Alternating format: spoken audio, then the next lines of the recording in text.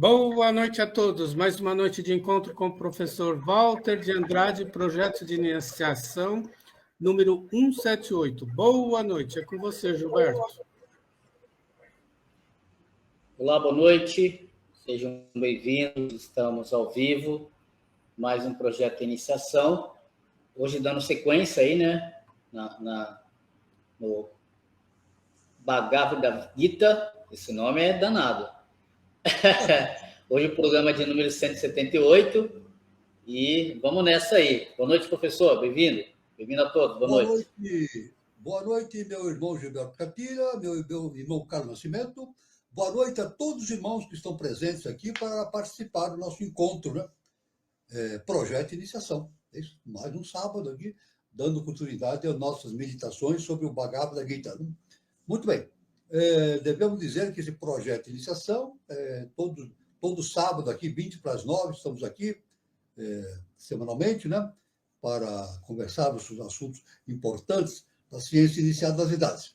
Devemos dizer que esse nosso encontro chama-se Projeto de Iniciação. E o projeto de iniciação é o projeto mais importante que uma pessoa tem para desenvolver na face da Terra, né? Então, esse encontro é destinado a dar a base filosófica e iniciática para aqueles que pretendem seguir o caminho da iniciação. Carlos, um momentinho só, Carlos.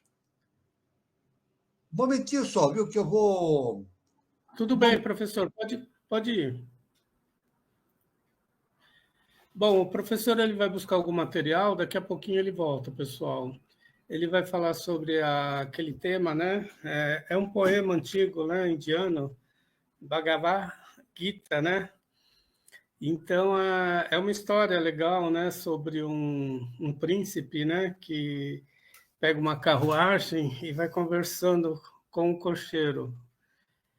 E, o professor voltou. Pronto, vamos lá. Deu um probleminha aqui. Tudo bem, professor. Hã? Tá tudo bem agora? Tá tudo bem. Tem um probleminha aqui, mas eu voltei e vamos continuar tranquilamente agora. Muito bem. Então, o objetivo do nosso encontro é a síntese do conhecimento a fim de propiciar aos pretendentes ao caminho da iniciação informações e valores importantes a respeito dessa finalidade, né, do autoconhecimento. Outra finalidade do encontro é propiciar a reflexão a respeito do momento evolutivo que a humanidade está vivenciando nesse início do século XXI e início da era de Aquário. Isso é muito, muito importante. Muito bem. Então, devemos dizer que, para que a pessoa faça o seu projeto e desenvolva o seu projeto de iniciação, ou seja, o autoconhecimento, é necessário, os mestres nos dizem, é necessário que a pessoa se filie a uma escola iniciática. Ela pode escolher a escola que mais lhe convier, mais lhe agradar. Mas, de nossa parte, nós convidamos que a pessoa se filie à Sociedade Brasileira de Biose. É isso? Como que a pessoa pode fazer? É muito simples. É só fazer o seguinte: utiliza um mecanismo de busca da internet e procura lá, coloca lá Sociedade Brasileira de Eubiose. Vai aparecer o site da Eubiose, né? Então, no site da Eubiose, ela vai encontrar todas as informações, muitas informações a respeito da Eubiose, história, etc., assuntos muito importantes, e, além disso, ela pode, através de procurando, ela vai ter um mecanismo lá no site que possibilita ela entrar em contato com os departamentos existentes no Brasil e no exterior. Então, quando ela tem um botãozinho lá, que ela entra em contato com os departamentos, ela clica um determinado botão lá e vai aparecer. Vão solicitar que ela digite o nome da sua cidade, da cidade em que ela está, o estado, e isso aí lhe propicia saber qual é o departamento mais próximo à sua cidade. É isso? Ou na sua cidade, né, se ela tiver sorte, mas se esteja na sua cidade, é o próximo à sua cidade. Então, ela pode, então, fazer a sua inscrição. É importante que ela faça este projeto de iniciação de forma presencial. É muito importante que ela faça de forma presencial. Então, aí está. Bom, aí, através entre em contato com o departamento, né? Lá ela vai ter informações do endereço, telefone, e-mail, entra, faz a sua inscrição e começa o seu curso na eubiose. Inicialmente, o curso, o grau principal é o grau peregrino. A principal fase, a fase inicial, é o grau peregrino, é o primeiro grau. Depois ela faz mais 4 graus, totalizando 5. Totalizando 5 graus, ela tem a possibilidade de tornar-se membro efetivo da Sociedade Brasileira de Eubiose. Aí ela pode frequentar todos os eventos da eubiose, palestras internas, externas, eventos dos mais variados. Ela tem a possibilidade de realizar, de participar de ritualísticas, é muito importante isso, rituais, e além do mais, ela tem a possibilidade e o direito de ler as revelações, as cartas de revelação do nosso querido mestre, professor Henrique Jesus Souza, que são milhares e milhares de páginas, são conhecimentos fundamentais e de uma grandeza extraordinária, infinita. Aí está, então, o nosso convite para todos aqueles que queiram fazer o seu grau de iniciação na Sociedade Brasileira de Eubiose. Caso a pessoa não possa fazer o curso de maneira presencial, por não ter um departamento na sua cidade ou próximo à sua cidade, ela pode fazer esse curso pelo online, né? Então, pode fazer o curso recebendo aulas através da internet. Então, é só também no departamento ela pode, né, fazer a sua inscrição para receber as aulas através da internet. Isso tudo pode ser resolvido, o contato que ela fizer pode fazer por telefone, por e-mail e assim, né? Então está resolvida essa questão, né? Da questão da eubiose, né? Da pessoa iniciar seu curso na eubiose. Muito bem. Então, aqui, vamos dizer, nós estamos aqui realizando o nosso encontro, né? Falando, evidentemente, sobre um assunto muito importante, que é o Bhagavad Gita. Como demos uma introdução, né, na semana passada, e estamos estudando agora os capítulos, são 18 capítulos desse livro fantástico, né? Bhagavad Gita. Já vimos o primeiro capítulo, o segundo capítulo, agora vamos ver o terceiro capítulo. Nós estávamos começando o terceiro capítulo e vamos continuar agora, até chegar ao 18º capítulo. Muito bem. No terceiro capítulo, só relembrando o que aconteceu, nós falávamos sobre a Karma Yoga, a yoga da ação. E como principal início desse assunto, nós vemos o Krishna nos dar a seguinte informação para o seu discípulo Arjuna. Deve-se realizar o trabalho com o sacrifício a Vishnu. Caso contrário, o trabalho produz cativeiro neste mundo material.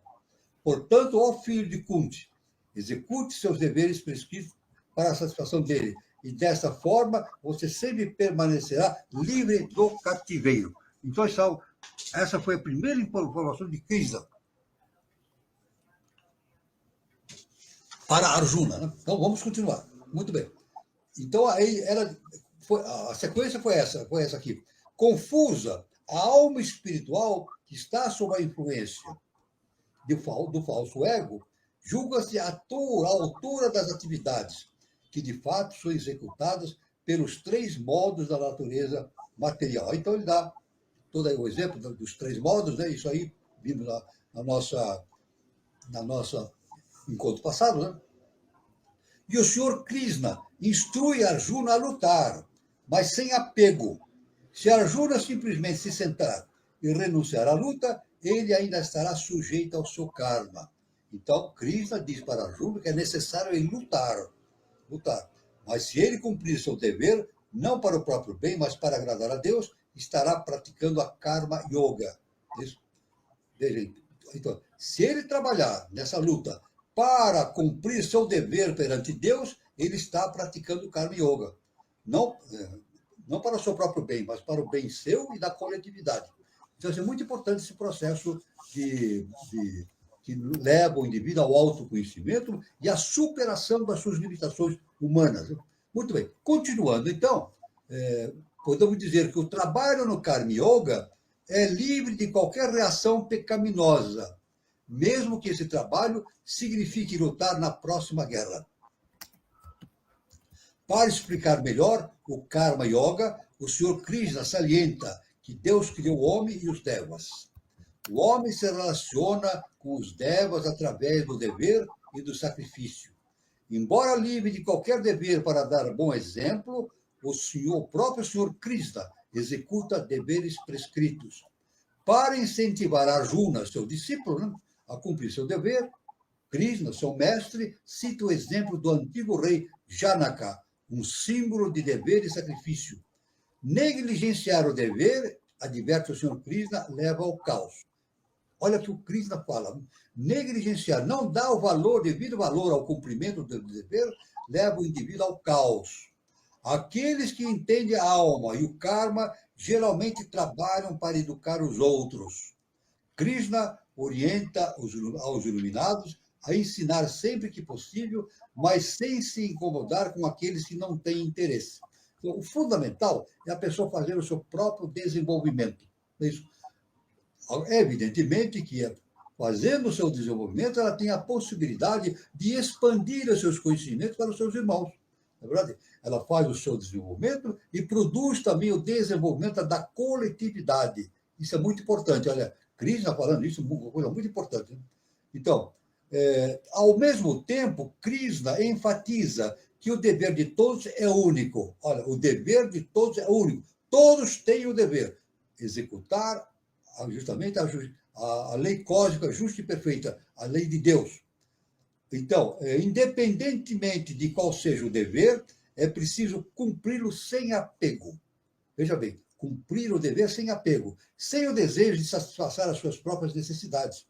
Porque aí é satisfazer as necessidades da personalidade, né? Mas não, cumprir o dever perante Deus é cumprir justamente os preceitos da lei cósmica. Né?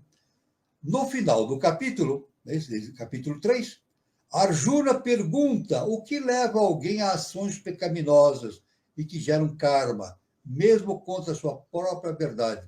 Arjuna, então, pergunta o que leva o indivíduo a gerar o karma. Né? Em resposta, o senhor Krishna elabora os princípios do yoga, que envolve o controle dos sentidos, introduzidos no capítulo 2. Neste capítulo, como em todos os lugares do Bhagavad Gita, o senhor Krishna se refere a Deus na terceira pessoa. Então, Krishna se refere a Deus na terceira pessoa, em todos os capítulos. Né? Muito bem. Isso não compromete de maneira alguma as muitas declarações conclusivas do senhor Krishna sobre sua própria divindade.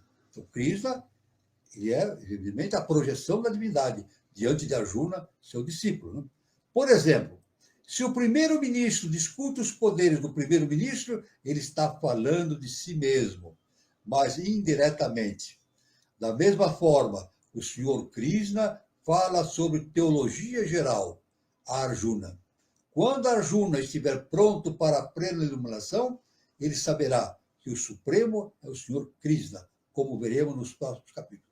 Nos próximos capítulos, nós vamos ver exatamente a definição de todos esses conceitos. Então, evidentemente, Arjuna está diante de Krishna, que é a projeção da divindade, e ele deve transformar-se a si mesmo para cumprir o seu dever. Naquela guerra, né, que é uma guerra contra os seus próprios, como nós dissemos, né, e o livro, Bhagavad Gita, afirma, né, é uma luta de Arjuna contra os seus próprios parentes, seus primos. Lutar contra os seus primos, seus parentes, é lutar contra si mesmo. Que é isso que nós fazemos no processo de desenvolvimento, né? Nós lutamos contra as nossas características não evoluídas para nos tornarmos seres evoluídos no futuro. Muito bem. Agora, esse foi a visão geral do capítulo 3, número 3. Vamos ver agora o capítulo número 4. São 18 capítulos. Capítulo número 4. Encontrando um guru. Olha, o capítulo 4 diz o seguinte: encontrando um guru. O Krishna diz o seguinte para Arjuna: tente aprender a verdade, tente aprender a verdade aproximando-se de um mestre espiritual. Aí está. É básico isso. Aprender a verdade, e isso facilita nos aproximando de um mestre espiritual. É por isso que é importante a pessoa entrar numa escola iniciática, porque ali uma escola iniciática é formada por um mestre e todos os seus amigos, né, espirituais. Então, a pessoa se aproxima de um instituto, de um processo cósmico, né, para a difusão da verdade. Então, aproximando-se de um mestre espiritual, faça-lhe perguntas com submissão e preste-lhe serviço. Isso é importante. Faça pergunta ao mestre espiritual e preste serviços a esse mestre espiritual. As almas autorrealizadas podem lhe transmitir o conhecimento porque elas são videntes da verdade. Olha que importante. Não é isso? As almas que se realizaram podem transmitir o conhecimento, ou mostrar a porta do conhecimento, porque elas são videntes da verdade. É o Bhagavad Gita, justamente capítulo 4, no versículo 34. Tendo influenciado Arjuna a dominar a luxúria, o inimigo do aprendizado, o Senhor Krishna agora revela como adquirir conhecimento espiritual. É preciso recebê-lo através da sucessão discipular, uma corrente de gurus e discípulos. O Senhor Krishna inaugurou a sucessão discipular no começo do universo. Embora o tempo tenha rompido a corrente, o Senhor Krishna promete refrescar as instruções sem, no entanto, alterá-las. Então ele diz que Krishna e todos os grandes mestres espirituais estão sempre presentes na vida do discípulo. Ou seja, nós nunca estamos sozinhos. Os mestres estão sempre ao nosso lado. Agora, o importante é nós termos a capacidade de ouvi-los. Isso é importante. Os mestres estão sempre ao nosso lado, mas nós temos que desenvolver a capacidade de ouvi-los, ou de vê-los. Aqui, pela primeira vez no Bhagavad Gita, o Senhor Krishna se distingue claramente das almas comuns ao dizer que se lembra de seus nascimentos passados enquanto Arjuna os esqueceu. Então, Krishna diz que no seu próprio, ele como um tulco, né, que está sendo o veículo da divindade, ele se lembra de todos os seus renascimentos, ao contrário de Arjuna. Naquele momento em que ele estava ali encarnado num corpo físico denso, ele não se lembrava do seu passado. E, diferentemente das almas comuns, o karma não impõe nascimento e morte ao Senhor Krishna. Aí está. O Senhor Krishna, a conclusão que nós tiramos. Né? O Senhor Krishna, na sua posição evoluída, ele já não está sujeito à ação do karma. E, evidentemente, ele se lembrava das suas reencarnações passadas, mas não estava mais sujeito aos processos de reencarnação, porque ele já havia superado esse processo kármico, o processo kármico que existia dentro dele. Né? Ele aparece por sua própria motivação.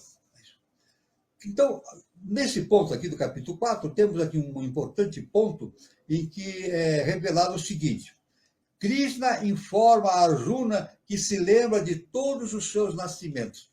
Veja bem, Krishna afirma para Arjuna que ele tem perfeita lembrança de toda a sua trajetória através das múltiplas reencarnações. Né? Então, o Senhor Krishna, então, diz que os materialistas o desprezam e adoram os semideuses. Olha só. Krishna diz que os materialistas o desprezam e adoram os semideuses. Ele diz que retribuiu a todos de acordo com as suas redenções. E que, para acomodar todos os tipos de pessoa, cria 4 divisões sociais.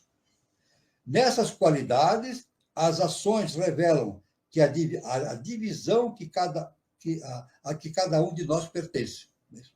O Senhor Krishna diz que conhecer essas verdades sobre ele levará Arjuna ao conhecimento, como aconteceu com os santos do passado.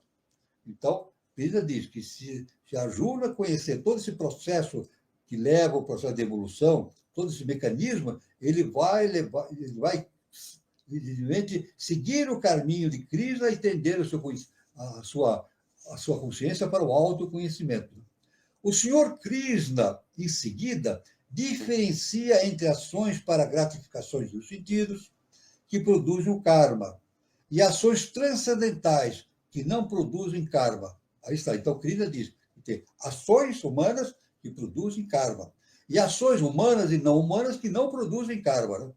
Os transcendentalistas agem para agradar a Deus, não para a gratificação dos sentidos.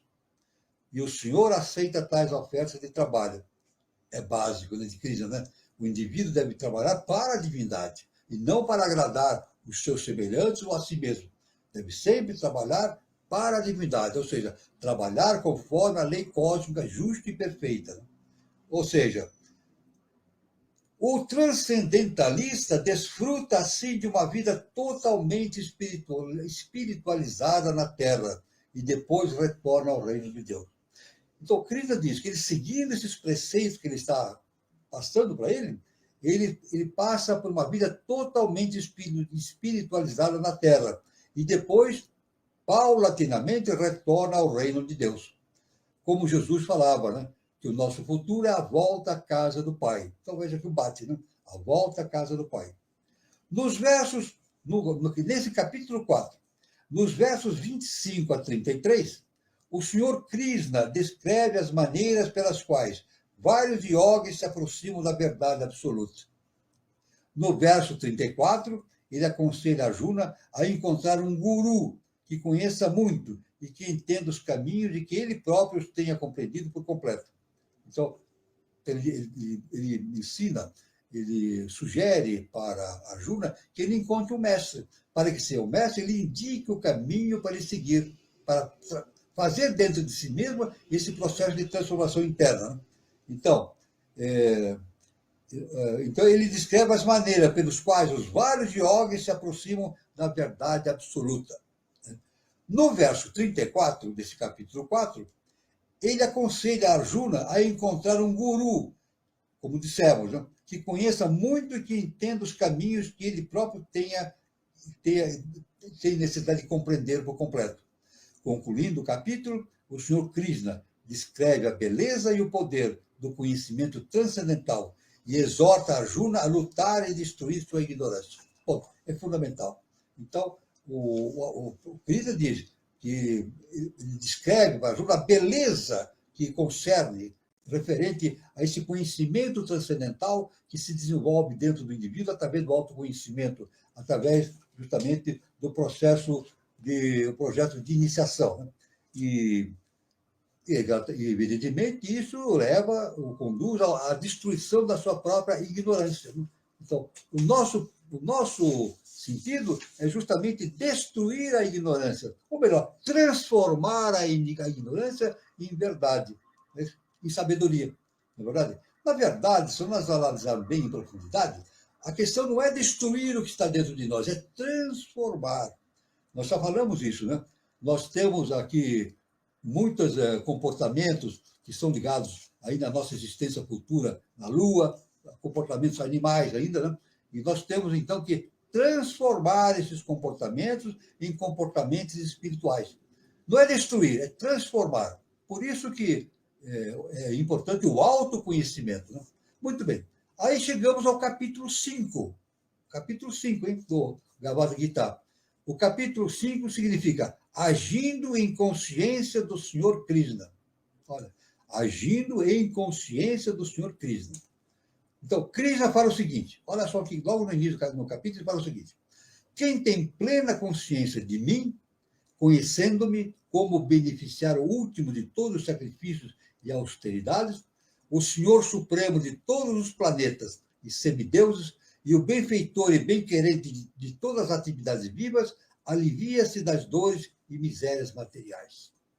Então, o indivíduo, tendo consciência da essência de tudo dos seus mestres, né? No caso, esse que se apresenta, o Krishna, que se apresenta a ele, né? Tendo consciência disso, ele faz uma transformação interna dele, é isso, e, evidentemente, alivia as suas dores e misérias. Ou seja, transformando toda essa potencialidade interna que ele tem, ainda não desenvolvida, em poderes psíquicos superiores, em sabedoria, ele livra-se das dores e das misérias materiais. As declarações de Krishna novamente confundiram Arjuna. Aí está o Bhagavad Gita diz, né, que nesse momento, quando Arjuna começou a ouvir Krishna falando, ele se confundiu novamente, como ser humano, porque é muito difícil entender isso. As declarações de Krishna confundiram Krishna novamente. No final do capítulo 4, o Senhor Krishna defende o conhecimento e a renúncia. Depois pede novamente a Arjuna que lute. Arjuna perde uma direção clara. Ele deveria renunciar a tudo ou deveria lutar em nome de Deus? Essa dúvida de Arjuna, né?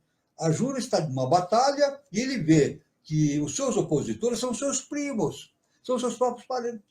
Esse é o grande contexto do Bhagavad Gita, né? O Arjuna está ali para lutar contra os seus parentes.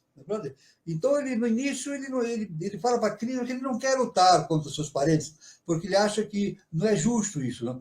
Mas Krishna, nós devemos entender que lutar contra seus parentes é lutar contra si mesmo, na sua transformação interna. E é isso que nós devemos fazer, né? Transformar a nossa constituição interna para uma constituição superior, transformando essa matéria-prima que nós temos ainda em nós em skandhas, que são estados vibratórios superiores. Muito bem. Então, Krishna responde que ambos os métodos são aceitáveis, mas agir por ele é melhor. Então Krishna diz que o melhor de todos os caminhos é agir pelo seu mestre e por Deus. Sempre dando evidência o seguinte: o importante do ser no estado de evolução é tornar-se veículo de Deus e dos mestres. Isso é importante. Com isso, ele renuncia os seus próprios desejos, né? Renuncia às suas próprias tendências de querer tudo para si. Não, ele torna-se, através do conhecimento superiores, torna-se veículo dos mestres e de Deus. Né? Krishna, então, ele explica o Karma Yoga com mais detalhes. Krishna, então, explica o Karma Yoga com maior detalhe. Ao contrastar o trabalho egoísta de um materialista e o trabalho de um devoto, o Senhor Krishna demonstra que se alguém sacrificar o trabalho por Deus, isso leva ao controle dos sentidos e à libertação do karma. Olha só que importante. Ele diz, se ele condicionar o seu comportamento a trabalhar por Deus, pela divindade, evidentemente ele é conduzido para o controle do seu karma e a libertação desse karma também, né? Isso é muito importante, tornar-se veículo da divindade. É por isso que Jesus, no Evangelho, várias vezes ele fala isso, né? Não sou eu quem faz as coisas, é Deus, é o Pai que age por meu intermédio. Olha só, Jesus dizia isso, repetindo, né? Não sou eu quem faz as coisas, é o Pai que age por meu intermédio. Isso. Então, Jesus era veículo do Pai Celestial. E nós temos que ser assim também, no nosso processo evolutivo. Nos tornarmos veículos das hostes dos seres superiores e do Pai Celestial. Né? A ação da consciência do Senhor Krishna leva à iluminação e felicidade dentro da cidade dos 9 portões do corpo físico, com suas 9 aberturas. Situado nessa realização, o mestre da cidade vê os modos da natureza em ação dentro de si e dos outros ao seu redor. Uma alma iluminada vê todos os outros igualmente, independentemente de sua posição. Olha só que importante. Krishna, uma alma iluminada vê todos os outros igualmente. Ele vendo todos igualmente, ele está se comparando aos seus semelhantes. Né? Por isso que Jesus fala, ame seus semelhantes como a si mesmo. Então, toda vez que nós olharmos para um semelhante, nós não estamos olhando para um semelhante, estamos olhando para nós mesmos. Porque Deus não se divide, Deus é unidade. Tudo tem a unidade de Deus. O nosso semelhante somos nós mesmos. Então, veja que importante, os semelhantes somos nós mesmos, porque somos indivíduos, somos todos um. Né?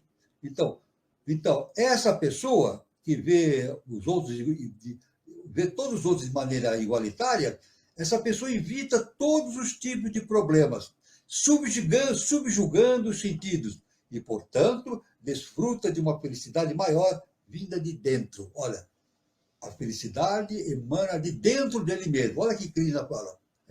A felicidade começa a emanar dentro dele mesmo. Normalmente as pessoas procuram a felicidade vinda fora deles. Na verdade, a maioria dos seres, de maneira muito egoísta, eles veem que a felicidade vem de fora deles, na posição social, no dinheiro, e uma série de condições. Mas não, a felicidade vem de dentro dele mesmo. A felicidade vem dentro do ser em evolução. Essa percepção, a perfeição do misticismo, leva à compaixão pelos outros, ainda controlados por seus sentidos. Então, quando o indivíduo está no caminho da iluminação e vê os seus semelhantes ainda dominados por suas paixões, ele, evidentemente, é levado à compaixão pelos seus semelhantes. Por isso que Jesus, na cruz, uma das últimas coisas que ele falou, na verdade, conversando com o Pai Celestial, ele, de maneira amorosa à humanidade, ele disse: Pai, perdoai-os porque eles não sabem o que fazem. Olha só, Jesus falou isso. Incrível, né? Pai, perdoai-os porque eles não sabem o que fazem. Em resumo, o senhor Krishna se declara o proprietário supremo, o beneficiário supremo de todo o trabalho e o amigo supremo de todo ser vivo. Ele promete paz para quem o conhece dessa maneira. Então, ele, como projeção da divindade, ele diz que ele é o proprietário de tudo. Tudo provém dele, vindo do Pai. Krishna, então, se declara como o veículo do Pai, e o beneficiário supremo de todo o trabalho. E é amigo, e ele se declara amigo supremo de todo ser vivo. Olha que importante. O Krishna se declara amigo supremo de todo ser vivo. E ele promete paz para quem o conhece dessa maneira. Então ele diz, né? Ele dá esse sentido, que quem o conhecer na sua forma de projeção da divindade superior, então essa pessoa vai conhecer a paz dentro dele mesmo. Porque a felicidade vem de dentro de cada um. Veja bem, as pessoas podem pretender encontrar felicidade das maneiras mais diferentes, mas a felicidade vem dentro dele mesmo. Veja bem, muito importante, quem tem a sabedoria não precisa de nada. Olha que importante. Quem não tem sabedoria precisa de tudo.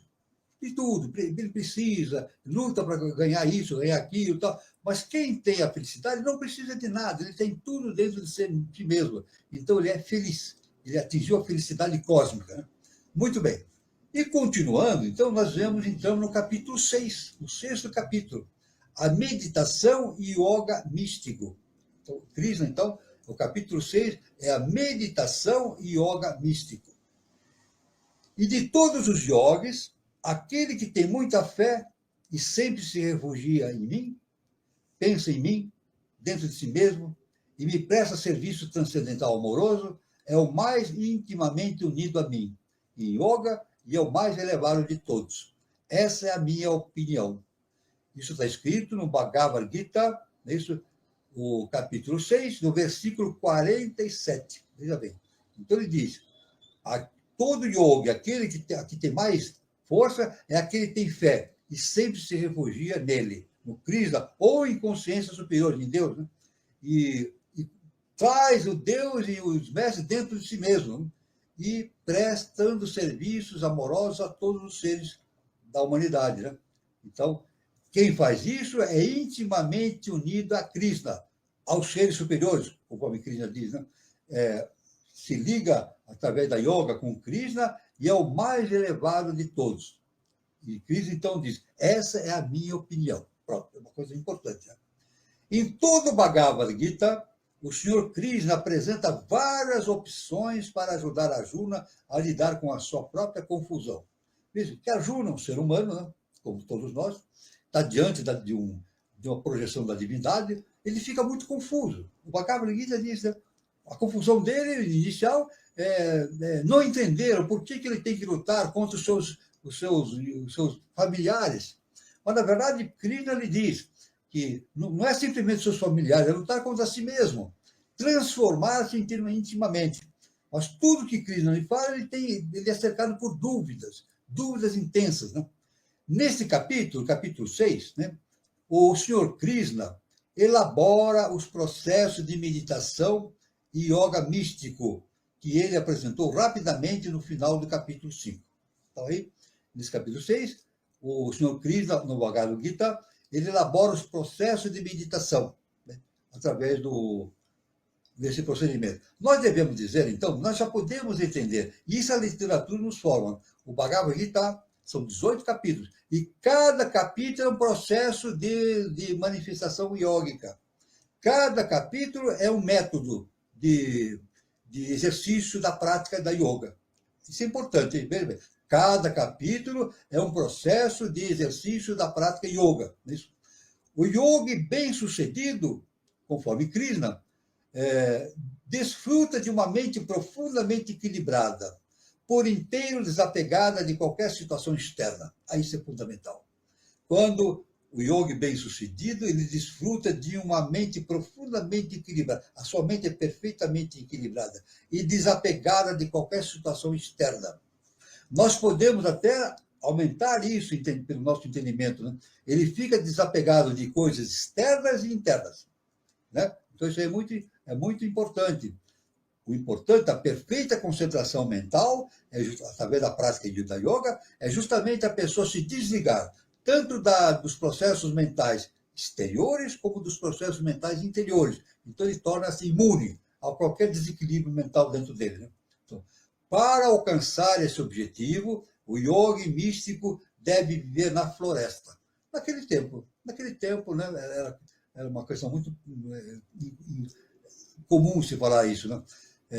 O yogi místico deve viver na floresta, ser celibatário, reduzir ao mínimo o sono e consumo de alimentos e meditar constantemente. Isso era a prática naquele tempo. Né? Naquele tempo era assim. Era muito comum a pessoa, isso na antiga Índia, né? Isso aí a literatura nos indica. A pessoa vivia com a sua família até uma determinada idade, 50 anos, por aí. O casal. Né? Um casal. E muitos praticavam isso. Num determinado momento, o casal desligava da família e ia para a floresta, para a selva. Ia lá para fazer as suas práticas meditativas. Isso era muito comum na Índia, na antiguidade. Hoje já existem outros, dentro do nosso processo de civilizatório, né, com grandes cidades, etc., é impossível a pessoa sair de casa e ir para o mato, né, porque ela tem inúmeras práticas, inúmeras habilidades e responsabilidades. Mas é claro que ela não deixa de fazer isso, né? Tornar-se cada vez mais meditativo a respeito dos seus processos internos. De tal forma que, em tal meditação, o yogi traz de volta à mente distraída a tarefa que está fazendo. Né? Então, na meditação, o yogi faz? Traz para o seu entorno mental as tarefas que ele havia desprezado anteriormente, na verdade, como inútil. Ele traz para dentro de si aquelas tarefas para produzir o processo de autoconhecimento. Depois de ouvir essa descrição, olha só, vamos ver agora o que é Arjuna, o comportamento de Arjuna, conforme descrito no Bhagavad Gita. Vamos ver aqui? Depois de ouvir essa descrição, né, Arjuna alega que a mente é muito difícil de controlar. Arjuna fala isso. Arjuna, o Bhagavad Gita nos diz, né, essa da informação. Nesse ponto aqui, relacionado ao capítulo 6, o Arjuna fala para Krishna que realmente ele considera a mente muito difícil de controlar. Uma coisa tremenda, né? Mesmo depois que o Senhor Krishna o tranquiliza, Arjuna ainda duvida de sua capacidade de ser bem-sucedido. Olha só.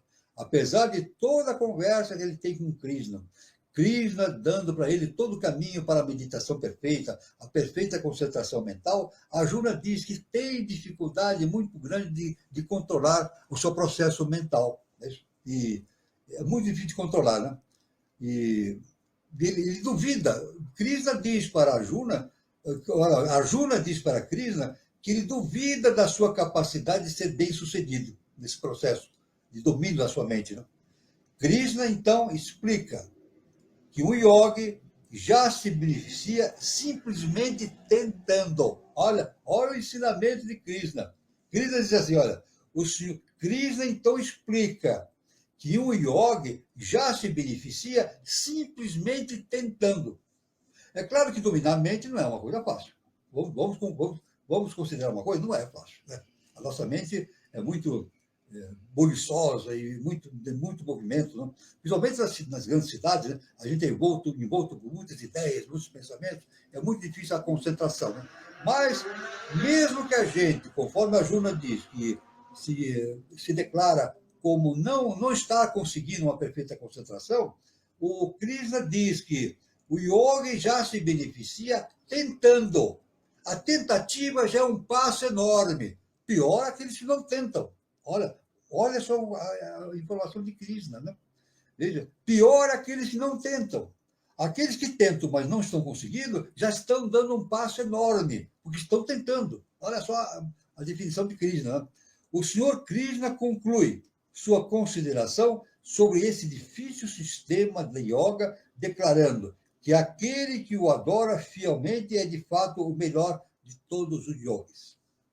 Então, a tentativa, então, é muito importante no processo de expansão da consciência. E aquele que entra na sua consciência e tenta receber essa emanação da sua consciência é, de fato, o melhor de todos os yogis.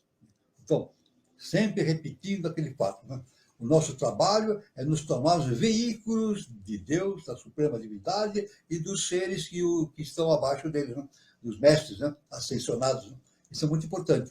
Então, o importante é tentar. Krishna diz, o pior é não tentar. A pessoa, no yoga não vou fazer, isso é bobagem. Não, aí é ruim. A pessoa, mesmo que a pessoa considere difícil, ela vai tentando, e ela vai o quê? Vai adestrando a sua mente. Ela vai disciplinando os seus processos mentais. Lentamente, ela vai atingindo uma disciplina superior, até se tornar um adepto. Então, Krishna diz, a questão toda é tentar, e tentando repetidamente, porque o sucesso virá inevitavelmente. Né? Muito bem, olha que importante esse conhecimento de Krishna dado para Arjuna. Né? Aí entramos no capítulo 17, estamos avançando, né? Capítulo 17. O capítulo 17 é denominado conhecimento absoluto, ou conhecimento absoluto. Vamos ver aqui como está? Então, o Krishna, lá no Bhagavad Gita 7, no versículo 7, capítulo 7, versículo 7, ele diz, ó conquistador de riquezas, não há verdade superior a mim. Tudo repousa em mim, como pérolas num cordão. Olha só. Krishna fala isso. Ó conquistador de riquezas. Aqueles que tentam conquistar somente riquezas para satisfazer os seus egoísmos, as suas necessidades materiais, ele não vai muito longe, não vai longe. Mas aquele que pretende conquistar as riquezas do mundo que existe no mundo superior, ele vai verificar que não há verdade superior àquela que ele traz para nós, que o Krishna traz para nós. E não há verdade superior àquela que Deus nos proporciona. Então, Krishna diz, tudo repousa em mim, como pérolas num cordão. Olha só que impressionante. Né? Essa é a riqueza. Tudo repousa nele, como pérolas de ouro, pérolas num cordão maravilhoso. Né? Então, isso Krishna dá essa maravilhosa informação para Arjuna. Né? Então, ó conquistador... Aí continua no capítulo 7, então temos o seguinte. Tendo identificado o melhor yogi como alguém que serve e pensa nele, o senhor Krishna agora explica como obter essa lembrança constante. Então, o Krishna diz, o melhor yogi é aquele que serve e pensa nele. Tá vendo? Aquele que serve a Krishna e pensa nele, ou seja, estamos dizendo Krishna aqui de maneira geral, mas a todos os mestres, aqueles mestres ascensionados que nos conduzem ao Senhor da eternidade. Né?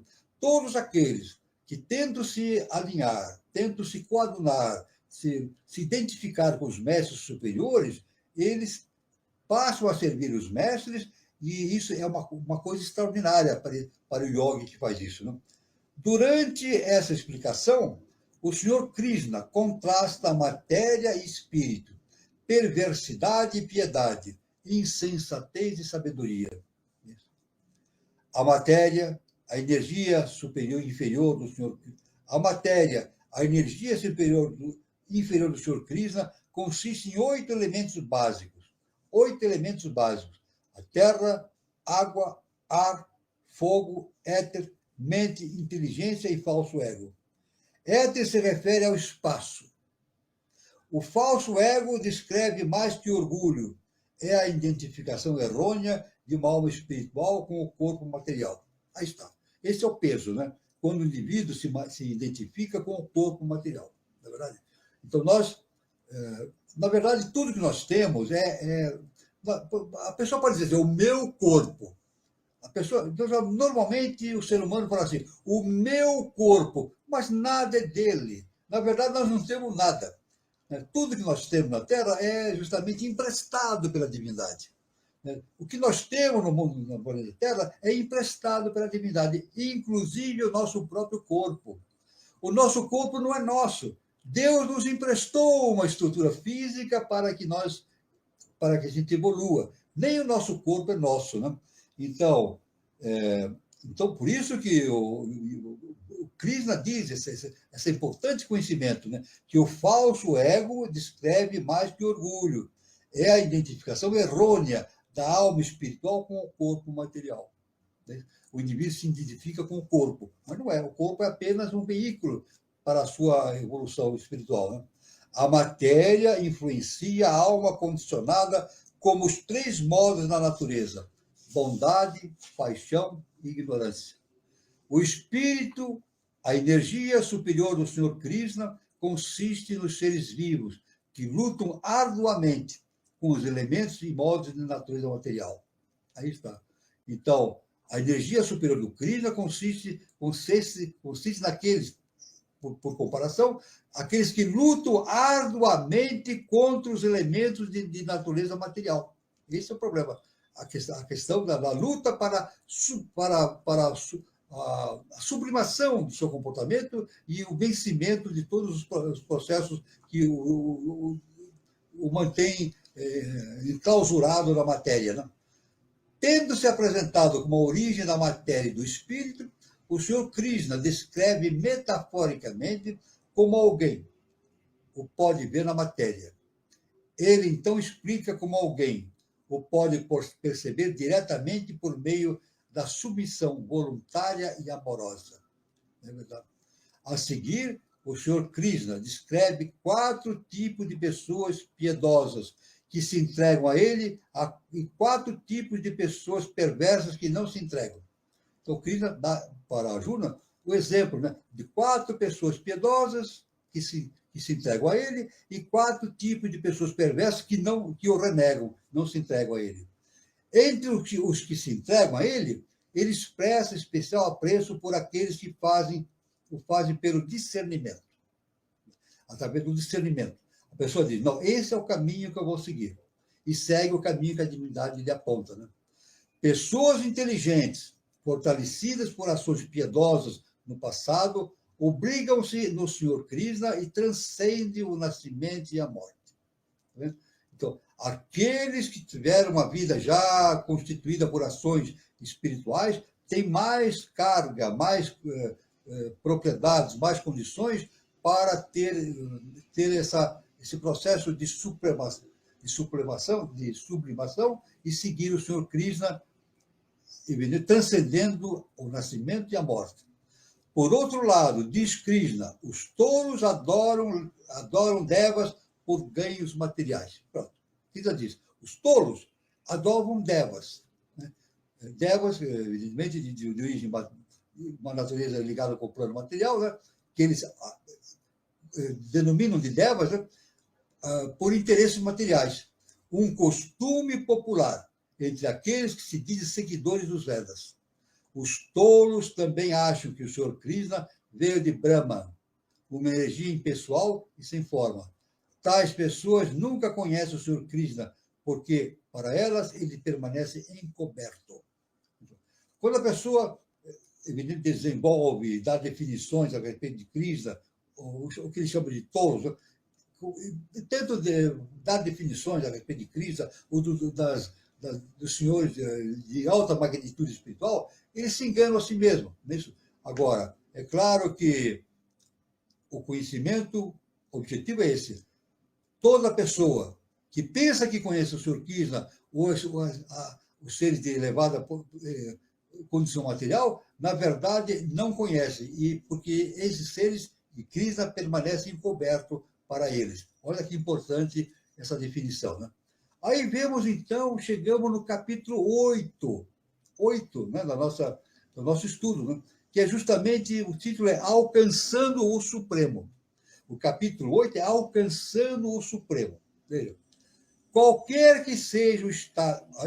Mais um ensino de Krishna, né? Veja bem, isso no Bhagavad Gita, 8º capítulo, 6º versículo. Diz assim: qualquer que seja o estado de existência de alguém, se lembre ao deixar o corpo, ó filho de Kunti, esse mesmo estado ele alcançará impreterivelmente. Olha o que Krishna diz. Qualquer pessoa, qualquer que seja o estado de existência de alguém, se lembra ao deixar o corpo, ó filho de Kunti, esse mesmo estado ele alcançará impreterivelmente. Ou seja, o processo evolutivo é impreterível, é um processo inevitável. Todos chegarão ao conhecimento supremo. Eu não sei, não sabemos ainda se é o conhecimento do Deus infinito, isso não temos certeza disso, não podemos ter certeza disso, porque transcende o nosso conhecimento. Mas todos aqueles que se dedicam ao processo evolutivo, a transformar em si mesmo, ele chegará à casa do Pai, como disse o Senhor Jesus Cristo.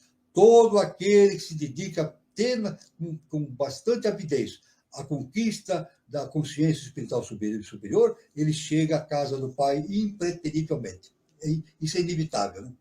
Esse capítulo 8 começa com várias perguntas e respostas que abrangem a maioria dos assuntos básicos do Bhagavad Gita. Então, são perguntas e respostas, né, que perfazem esse capítulo 8, chamado Alcançando o Supremo. Então, a primeira pergunta que vem nesse capítulo é o seguinte: o que é Brahman? O que é Brahman? É uma pergunta difícil de a gente entender, né? Olha, o Senhor Krishna define Brahman como a alma imortal. Na filosofia do Vaishnaísmo, ou devoção ao Senhor Krishna, a alma individual é o espírito puro, da mesma qualidade que Krishna. Em quantidade, no entanto, o indivíduo é muito inferior a Krishna. Uma gota de água do oceano pode possuir as qualidades da água presente em todo o oceano, mas uma gota não pode sustentar um barco. Do mesmo modo, as almas individuais são iguais e diferentes do Senhor Krishna, o Parabrahma ou Brahma Suprema. Então, isso é muito difícil a gente entender, o Brahman. Brahma, justamente, é algo que está acima do Brahma. Brahma é o primeiro trono, né? É o Senhor Celestial. Brahman é justamente aquele que está acima de Brahma e abaixo da unidade cósmica, né? Que está acima dele, que é a consciência cósmica superior, né? Agora, evidentemente, o progresso de transmutação individual nos leva ao primeiro trono, ao encontro da casa do Pai, e nos leva, evidentemente, à consciência de Brahman. Isso a Krishna nos afirma com bastante confiança, né? O que é o mundo material? A segunda pergunta: o que é o mundo material? O Senhor Krishna define a criação material como a natureza física em constante mudança. Por outro lado, a natureza espiritual, o Brahma, nunca muda. Olha só. Então, Brahma, olha, uma definição difícil, hein? O Krishna define a criação material como uma natureza física em constante mudança. Por outro lado, a natureza espiritual, o Brahma, nunca muda. É difícil a gente entender isso. Por que, então, Jesus fala para nós: vós sois deuses? E nós não mudamos? Mudamos, sim. Mas por que nós mudamos? Por que Jesus nos diz assim: vós sois Deus? E nós pertencemos à classe humana com uma série de limitações, né? Que nós temos uma série de limitações, todo ser humano tem. Por quê? Justamente por essa descida da consciência para o mundo físico, e essa consciência que se enquadra no mundo físico esquece a sua natureza deífica, a sua natureza divina. Então, o processo do autoconhecimento é justamente ampliar o nosso conhecimento a fim de expandir a nossa consciência e a fim de nós entendamos o Deus que existe dentro de nós. Isso que, algo Krishna define de uma maneira bastante interessante essa questão, né? Uma outra pergunta que vem em seguida, a terceira pergunta: o que é o eu? O que é o eu? Olha que coisa, hein? O Senhor Krishna refere-se ao eu ou a si, ou o si mesmo, como a natureza eterna da alma. O eu é a natureza da alma. Por natureza, a alma serve ou serve a criação física e permanece confusa, ou serve a criação espiritual e vai para lá. A individualidade que age com esse livre-arbítrio é o eu. Olha só que importante. Então, Krishna diz, aquele que serve somente a criação física fica presa nesse processo, nesse cativeiro. Mas aquele que serve a criação espiritual vai para lá. Aquele que, através da yoga, através dos seus pensamentos puros, através das suas ações espirituais, vai transformando vai adequando a sua natureza interna ao entendimento da divindade que nele existe e vai, inevitavelmente, atingir o estado de consciência de Brahma e de Brahman. Né?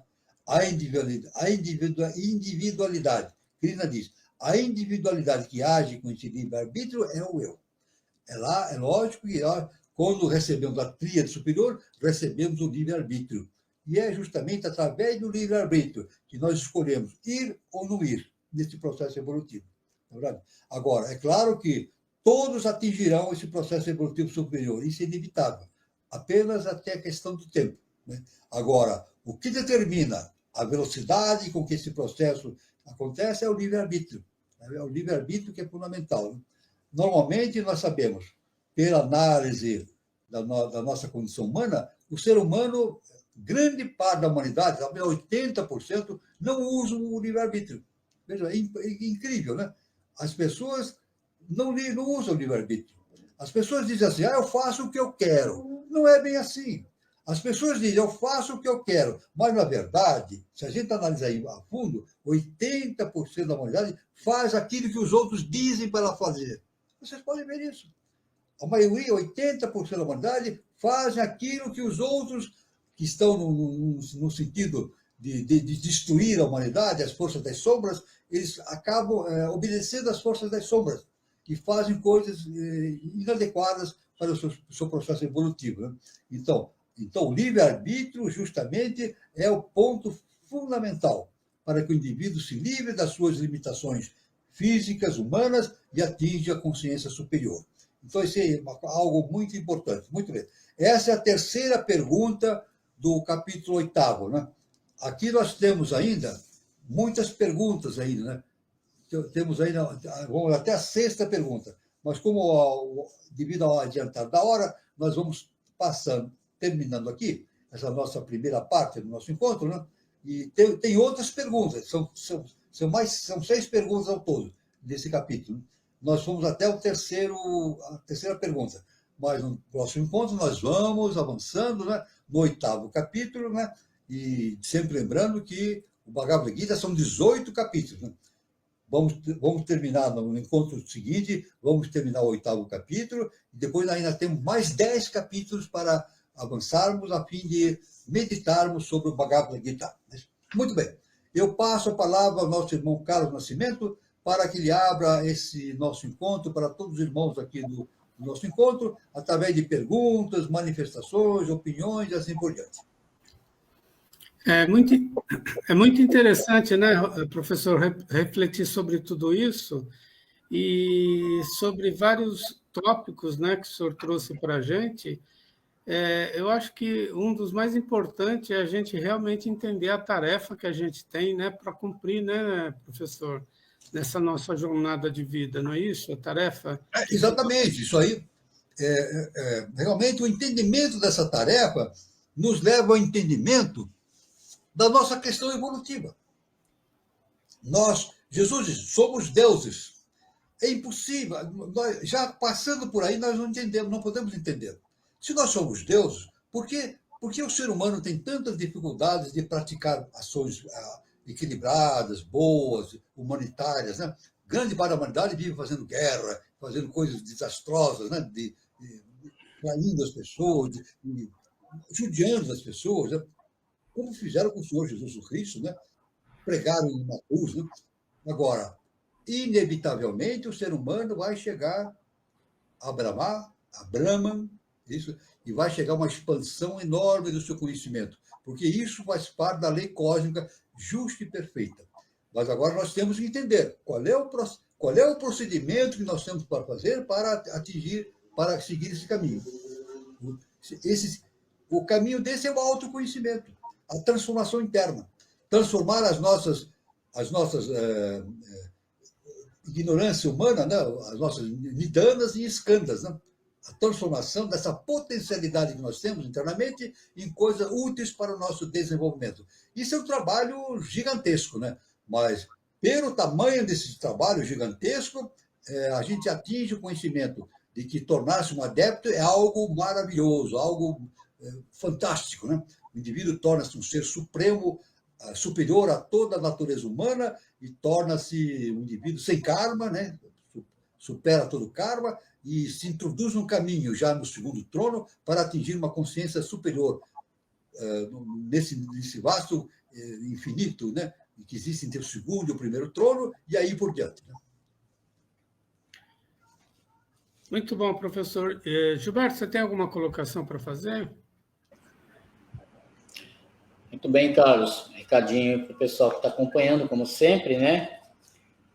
Pessoal, vamos deixar o like na transmissão, aqui no vídeo ao vivo. Aqui para o nosso canal é importante, porque distribui melhor, né, a nossa apresentação. O YouTube sempre que, principalmente enquanto a gente está fazendo aqui a live ao vivo, né, quando as pessoas curtem, compartilham, tem um tipo de interação, né? Então, isso ajuda na distribuição. O YouTube manda para mais pessoas que gostam, né, desse tipo de tema que nós abordamos aqui. Então, fica aí a nossa, né? Manda o link para um amigo, para uma pessoa que você sabe que gosta desse tipo de material, desse tipo de conteúdo. E se for novo aqui no canal, se inscreva, ative aí o sininho, né, das notificações. E se estiver vendo a live aqui gravada, você pode deixar deixa um comentário, deixa alguma pergunta, pode escrever aqui embaixo no vídeo, né, embaixo. O professor Walter, sempre que tem alguma interação, algum tipo de questionamento, ele sempre pesquisa, traz essa informação, responde aqui, a gente sempre está procurando informar, lembrando que todo material, todo assunto, todo tema que é abordado aqui, tem sempre aí uma abordagem, né, dedicada e exclusiva do professor Walter. Então, a gente deixa também como fonte de pesquisa, de leitura, tanto para aqueles que já estão a caminho, já estão no processo, né, da iniciação, já estão aí fazendo algum tipo de estudo nesse sentido, e para aqueles também que vão começar. Então, a gente tem sempre aí as turmas, né, no começo do ano, e para aqueles que estão aí na primeira etapa, né, da eubiose, é uma excelente fonte assim de estudo para se familiarizar com a linguagem, os temas. Geralmente são temas que são abordados também dentro da iniciação, claro que lá de uma forma muito mais abrangente, mais aprofundada. Aqui é apenas a parte mais teórica, filosófica, apenas para a gente dar uma introdução e mostrar como que realmente funciona. Então, a gente deixa essa indicação para aqueles que têm interesse. Hoje é o programa de número 178, olha que interessante, né? Esse número de 178 é só do projeto de iniciação. Então, ou seja, nós temos aí, hoje nós estamos concluindo, né, 178 vídeos, ou seja, 178 programas, todos com temas, né, iguais a esse, com assuntos interessantes. Então, tem muito material, fica aí a dica a todos. Tá bom? Então, é isso. Ok, Gilberto, muito bom. Meu Carlos, importante nesse comportamento de Arjuna, é algo muito importante no Bhagavad Gita, né? Que demonstra justamente a forma como ele se comporta na dificuldade de entender esse processo, né? Ele começa já quando Krishna, diante da guerra que ele tem que lutar contra os seus primos, né? Seus parentes, ele disse que não está disposto a lutar contra os seus parentes, né? Então, o Krishna diz, lá, nós já vimos isso, né? Que o importante é o indivíduo cumprir o dever. Né? Ele não lutando contra os parentes, ele não está lutando contra as suas dificuldades internas. Veja bem, lutar contra os parentes é lutar contra a sua natureza interna, transformando a sua natureza interna. Então, Krishna diz, tem que cumprir o dever. E, nesse ponto, é muito importante a gente entender que, eu pelo menos entendo dessa forma, que no Bhagavad Gita fica muito importante essa questão da polaridade. Né? O nosso mestre, antes dele deixar a vida terrestre e ir para os mundos espirituais, ele nos disse que ele gostaria muito que os discípulos entendessem a polaridade, porque quem entende a polaridade entende tudo. E justamente Krishna mostra para Arjuna isso, né? Que Arjuna estava entendendo aquele processo de lutar contra os primos dele como uma coisa violenta, uma coisa que ele não devia fazer. Então, Krishna diz assim, não, o seu dever é lutar para atingir um conhecimento superior. Né? O nosso dever é lutar contra as nossas limitações. Isso, o importante no Bhagavad Gita é entender isso. Né? O nosso dever cósmico é lutarmos contra as nossas limitações, através do entendimento. Né? Então, por isso que todos os mestres falam isso, né? Novamente, Jesus o Cristo, né? Jesus o Cristo nos deixou no Evangelho, né? Conhecereis a verdade vos libertará. É impressionante, o conhecimento extraordinário, né? Conheceremos a verdade, ou seja, conheceremos o Deus que existe dentro de nós. E essa verdade nos libertará. A gente pergunta, essa verdade vai nos libertar do quê? Resposta, de nós mesmos. Nós, através do autoconhecimento, da evolução espiritual, nos libertamos de nós mesmos, das nossas limitações humanas. Transcendendo isso, nos tornamos adeptos. E depois de adeptos, nos tornamos, aumentamos a nossa afinidade com as hierarquias espirituais, e isso a caminho da casa do Pai. Então, veja que o Bhagavad Gita, no meu entendimento, ele foca muito, de maneira bastante importante, essa questão do entendimento da polaridade. Né? Então, a gente diz assim, nós podemos fazer um confronto de bem e mal. Né? É uma dificuldade enorme a gente entender esse choque de bem e mal. Na verdade, não é o choque de bem e mal, é o necessário. Acontece o necessário para que a gente atinja uma consciência superior. Isto aqui, olhado pela consciência superior, a gente vê dessa maneira. Por isso que o nosso mestre diz, quem entende a polaridade entende tudo. Exatamente, professor. Mas eu acho que todos nós somos um pouco do Arjuna, né? Uma alma alma confusa. Nós somos o Arjuna. O Arjuna somos nós mesmos. O Bhagavad Gita coloca isso. Quem somos nós? O Arjuna. O Arjuna. Mas é complicado para a nossa mente aceitar que a vida é um campo de batalha, né, professor? Que exatamente. A gente associa a guerra, a morte, a sangue e tudo mais. Seria mais interessante a visão de Cristo, né? Que é um campo para a gente semear, né?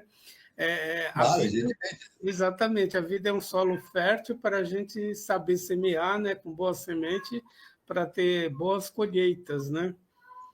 Tem um exemplo, né? Isso eu sempre cito, né? Jesus ficou 40 dias no deserto, não é verdade? E no Evangelho diz que ele lutou contra o Satanás. Mas não é verdade isso.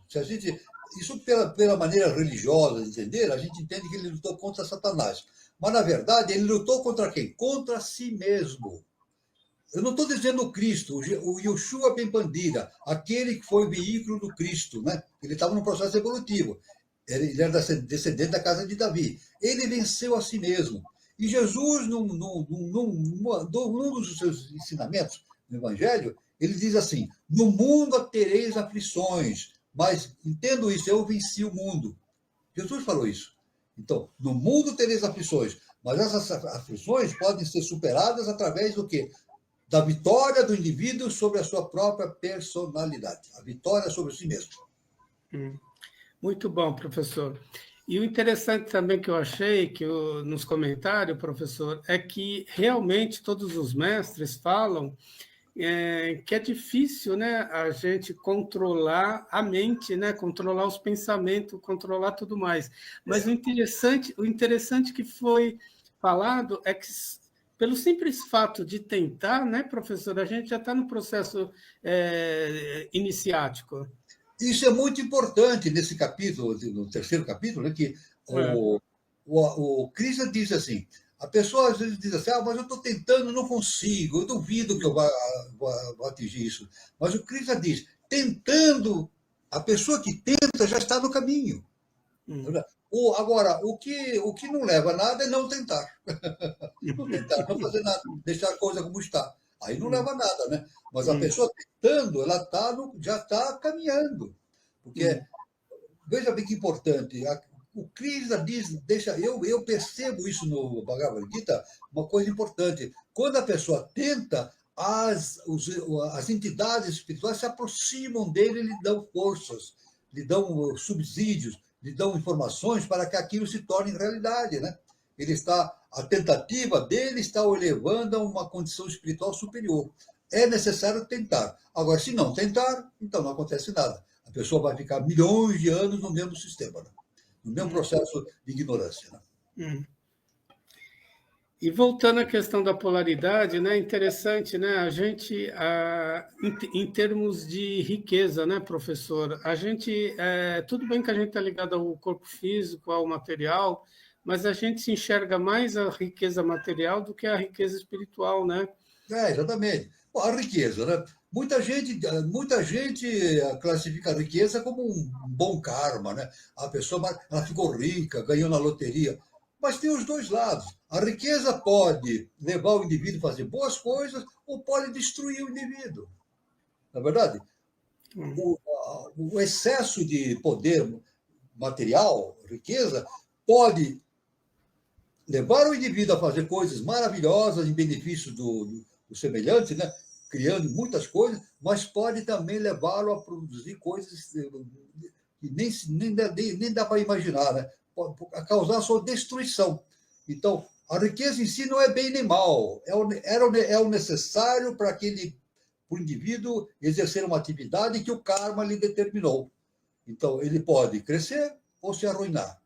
Então, isso é muito importante. Então, não é bem ou mal, é o necessário, né? Vai depender do uso que a pessoa faz das coisas que a natureza lhe oferece. Muito bom, professor. Como eu não estou vendo perguntas aqui por enquanto, eu vou passar os recados que a gente tem. E eu quero falar sobre a nossa próxima roda de conversa, né? A nossa próxima roda de conversa, aqui no canal Conexão 3005, toda terça-feira, sempre no mesmo horário, às 20h40, temos a nossa roda de conversa. E agora, dia 7 de outubro, terça-feira, 20h40, temos a roda de conversa com o tema A Evolução da IA, da Inteligência Artificial, da Cognição Analógica e a Cognição Quântica. O palestrante é o Luiz Carlos Barnabé de Almeida, ele é mestre em Administração, Economia e jornalista, e ele vai falar, né, ele vai destrinchar esse tema através da evolução da inteligência artificial, IA, como vem evoluindo desde a cognição analógica e digital, das redes neurais artificiais para o learning machine, depois deep learning, né, e inteligência artificial generativa.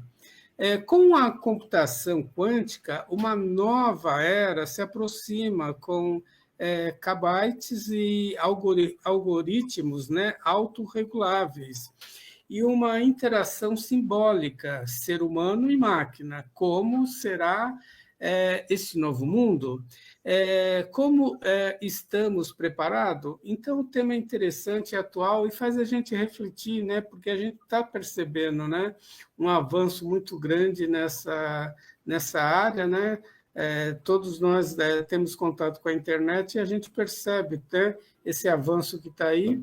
Então, o tema é interessante, é terça-feira agora, dia 7 de outubro, E repetindo, nossa roda de conversa com o tema a evolução da inteligência artificial, da cognição analógica à cognição quântica. Prestigie, terça-feira, às 20h40. Eu queria também falar sobre o Espaço Shakti Nova Era, é um centro de terapias holísticas, que tem a sua matriz lá na cidade de São Lourenço, sul de Minas Gerais. Quem estiver passando por São Lourenço, faça uma visita. O endereço está aí, é Praça Helena Jefferson de Souza, 38, anexo 1, São Lourenço, Minas Gerais. Para mais informações, tem um telefone, pode ser também via WhatsApp, prefixo de São Lourenço é 35, o número é 997566874, endereço no Instagram, @ShaktiNovaEra. Lembrando que tem filial no departamento da eubiose de Brasília e 2 endereços em São Paulo, departamento de Santana e departamento do Sumaré. Lembrando sempre, né, do nosso programa aqui no canal Conexão 3005, projeto Iniciação, com o professor Walter Teixeira de Andrade e seus colaboradores, Gilberto Catira, Carlos Nascimento, todo sábado às 20h40. Prestigie, projeto Iniciação. O de hoje é 178. Bom, os recados são esses. Deixa eu ver se tem mais alguma colocação aqui. Bom, professor, como o senhor falou do livre-arbítrio, né? O Guilherme Guazelli, ele coloca o seguinte: o livre-arbítrio é somente para os sábios? Então, veja bem, isso é uma importante consideração do nosso irmão Guazelli. O irmão Guazelli sempre entra com uma pergunta bastante inteligente. Veja bem, na Lemúria foi acionado a tríade superior, né? A tríade superior foi acionada. Mas, evidentemente, nós não podemos entender que todo mundo começou a usar a sua tríade. Claro que não, né? Muitos ficaram no seu patamar da inteligência, da consciência, do mental inferior, né? Do quaternário inferior, e não evoluíram. Ou então evoluíram muito lentamente, né? Mas a questão é o seguinte: no processo evolutivo com a tríade superior, o ideal é a pessoa desenvolver plenamente, com a maior plenitude possível, o seu livre-arbítrio, escolher o seu caminho. O muito importante é escolher o seu caminho. Agora a pessoa vai dizer assim: mas pode escolher o certo ou o errado. Não interessa. Ela pode escolher o que ela quer, mas o importante é escolher. O importante é ela escolher o caminho. O pior é ela não escolher nada e saber ser veículo da inteligência, da mente alheia, né? E grande parte da população não pensa, né? Elas vão seguindo os processos, os pensamentos alheios, né? De pessoas que vão lhe conduzindo, elas vão como animais que são levados assim, inconsciente, numa manada, né? Isso não é certo. A pessoa tem que desenvolver a capacidade do livre-arbítrio, né? Ou seja, tomar as suas próprias decisões. Isso é muito importante, né? Aliás, eu posso até dizer aqui, hoje não está se falando muito, houve uma época em que, no rádio, né, dava-se muita importância a um termo muito importante, que se falava muito importante: o indivíduo é um formador de opinião, né? E as pessoas achavam isso fantástico, o sujeito ser um formador de opinião. Do meu ponto de vista, não. Um formador de opinião, ele age num campo absolutamente da ignorância, porque ele vai botando na cabeça das pessoas a ideia dele, não é verdade? O formador de opinião, o que é? Ele vai colocando na cabeça daqueles que ouvem a sua mensagem as ideias dele. Então, esse trabalho não tem importância nenhuma, formador de opinião. Não. O importante é aquele que dê possibilidade para o indivíduo ter o livre-arbítrio. Ele saber escolher ter a sua própria decisão. Aí sim. E os mestres fazem isso. Fazem com que nós tenhamos a possibilidade, pelo desenvolvimento mental superior, escolher o nosso próprio caminho. Agora, cada um vai escolher o seu caminho. Se é certo ou errado, ele vai ter que decidir isso. Mas é melhor do que ele ficar apenas repetindo aquilo que os outros põem na sua cabeça. Não? Isso é importante. Então, O livre-arbítrio é extremamente importante para a evolução nossa, justamente nesse ponto, para a quinta dimensão, né? Nosso ponto fundamental agora da humanidade é caminhar para a quinta dimensão. A quinta dimensão, o que é? O desenvolvimento pleno do mental superior. Essa é a quinta superior. A quinta dimensão é essa. É a quarta dimensão, a quinta dimensão é o mental superior. Então, a tendência da humanidade, ou parte da humanidade, é desenvolver plenamente o seu mental superior. E aí, então, ele vai ter plenamente realizado e desenvolvido a sua capacidade de executar o livre-arbítrio. Né? Muito bom, professor. Ele também coloca assim, ó, trata os pensamentos na terceira pessoa. Aí uma forma dele trata os pensamentos na terceira pessoa, eu não sei a que ponto que ele quer dizer isso, né? Eu não estou entendendo o que ele quer se referir, né? Eu não sei, realmente eu não sei como responder. Ele tem o seu pensamento e eu respeito. O Elcio Henriques Moraes ele traz um pensamento atual, professor. Hoje em dia, esses formadores de opinião são os influencers, né, da rede social, e ele tem, né, os seus seguidores, né, que às vezes seguem sem pensar no que está sendo colocado e tudo mais. O que é que o senhor pensa disso hoje, professor? Realmente, veja, hoje já não se fala muito. Há uns 20 anos ou 15 anos atrás, e mais para trás, falavam-se muito em formador de opinião. Agora não está se falando mais disso, né? Mas as pessoas sabem dessa conceituação, né? Quer dizer, formador de opinião, para mim, não tem importância nenhuma, né? Porque formador de opinião, o quê? Aquele que introduz na cabeça da pessoa uma maneira que ele pensa. Ele está transmitindo aquilo que ele pensa a respeito do assunto. Isso não é democrático, não é espiritualizado, não é coisa de lei. É uma coisa bárbara, é uma coisa animal, né? Então, não é formador de opinião. O indivíduo que tem na mão um meio de comunicação, ele tem que, se ele for espiritualizado, ele tem que desenvolver nas pessoas a capacidade de tirar as suas próprias conclusões. Isso é importante, né?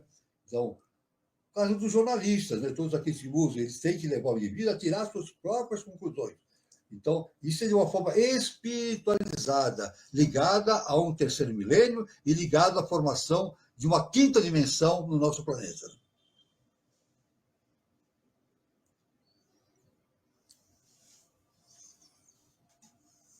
Bom, professor, já que o Elcio trouxe assim, um tema atual, e eu vou trazer um outro, professor. O Raul Seixas ele fez uma música Gita, né? E a música era mais ou menos de a gente, né? O indivíduo tentar se conectar com ele mesmo, com o todo, e assim se aproximar da divindade. Eu acho que tem muita coisa a ver com o que a gente está falando, não tem, professor? Exatamente. O indivíduo tem que fazer um mergulho dentro de si mesmo, né? Quer dizer, ele deve... Que foi inspirada no livro, né, Carlos? Para quem não sabe. Exatamente, foi inspirada nesse livro. Inspirada no livro. Mergulhar dentro de si mesmo é autoconhecimento. Isso se chama de autoconhecimento, né? Autoconhecimento.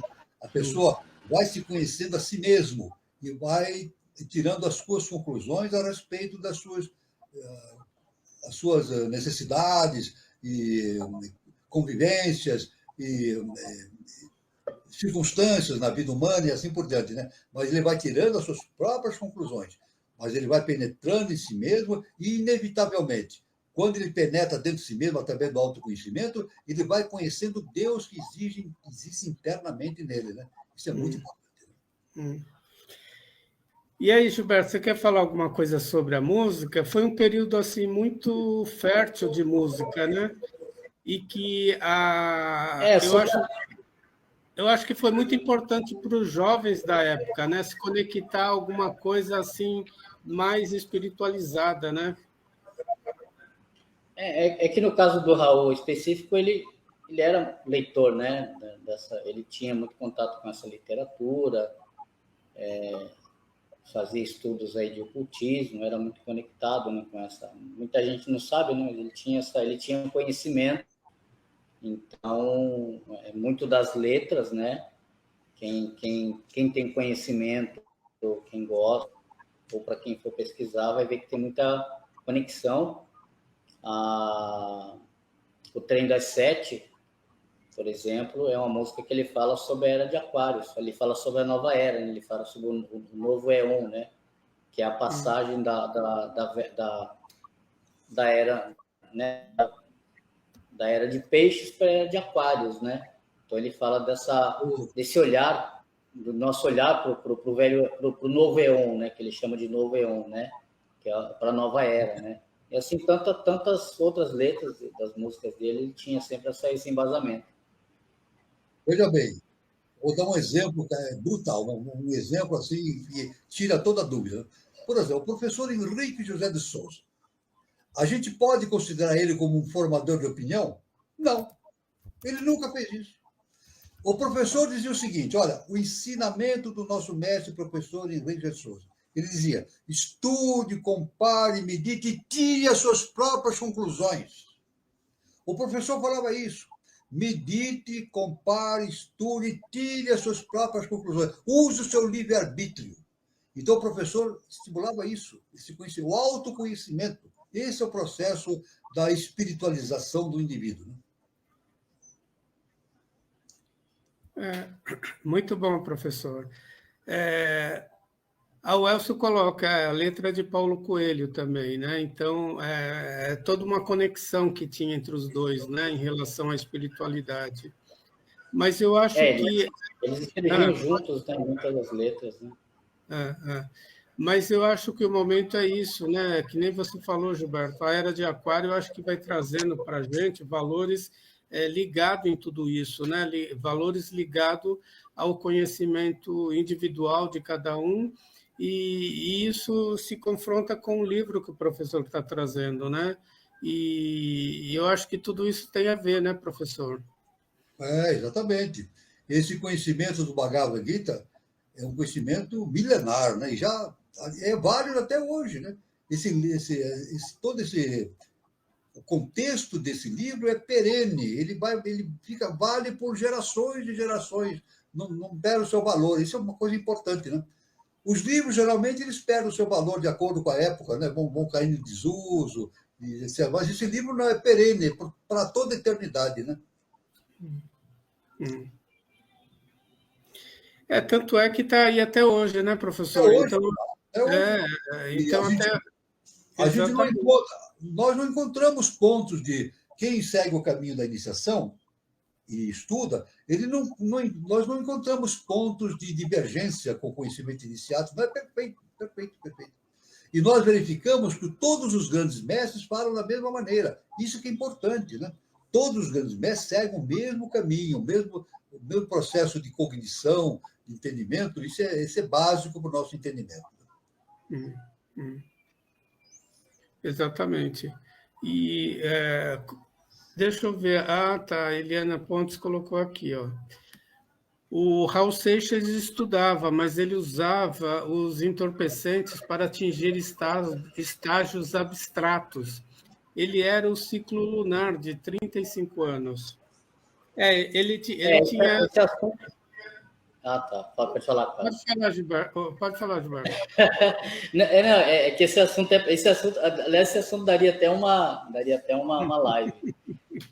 Esse assunto é interessante, porque realmente tem aí ele mexia, né, com outras correntes, né? Eles eram aí adeptos, né, à corrente do Crowley, né? Mas isso é um outro tema, né, da magia aí. Então, e dentro dessa corrente do Crowley, eles faziam práticas, né? Pertencia aí a algumas ordens que o próprio Paulo Coelho, né, trouxe para o Brasil. Naquela época era a sociedade alternativa, não é, Gilberto? Era Otto, né? Na verdade, eu não sei agora, mas era Otto, e tinha uma outra que eu não me lembro o nome agora. Mas é uma ordem pequena, mas é uma ordem iniciática, mas que é ligada aí às práticas do Crowley, né? Então, são práticas aí que tem as suas peculiaridades, né? Mas que é dentro do tema, enfim. Isso aí é um assunto vasto, mas é interessante. O que eu estou abordando aqui é que ele tinha entendimento, né? Pelo menos, algum entendimento, tinha um pouco de conhecimento e praticava. O problema é que ele se perdeu, né? No meio do caminho, o que a nossa irmã falou aí é uma coisa correta, né? Aliás, dizem, né, que uma das razões, né, por ele ter morrido tão cedo é justamente que ele se perdeu no meio do caminho, conseguiu aí superar o vício, né? Em decorrência dessas práticas, né? Para quem não sabe, ele morreu né, foi prática, né, do resultado do alcoolismo, né? Foi muito severo, acabou adoecendo e faleceu, infelizmente, né? Pelo talento, né? Da música, né? Mas é uma história interessante, é um tema que dá um programa. Verdade, muito bom, Eliane. O conhecimento de JHS é perene e não necessita de artifícios para transcender. É isso, professor, estouramos um pouquinho o horário e eu quero... o senhor quer fazer as suas considerações finais, professor?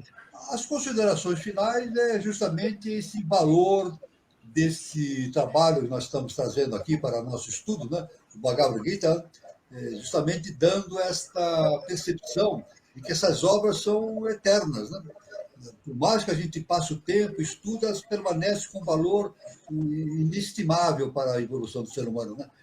É isso, por quê?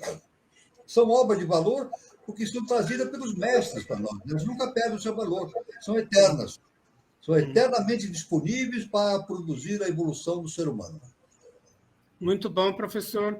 Eu quero agradecer primeiramente o professor pelo conhecimento que ele traz aqui no nosso projeto de iniciação, de hoje o número 178, agradecer a todos que participaram, e lembrando, o programa fica gravado, quem puder vai assistindo, dá seu like lá, para fortalecer o canal.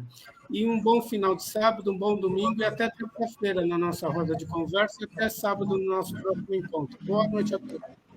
É com você, Gilberto. É isso aí, pessoal. Um bom restinho de sábado para todo mundo. Descansem e um bom domingo. Nos vemos aqui na próxima semana. Até lá. Boa noite, professor.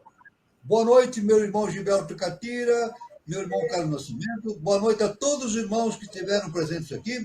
E vamos marcar aqui, já está marcado um novo encontro aqui para ver o Bhagavad Gita, parte número 3, né, prosseguimento, no próximo sábado.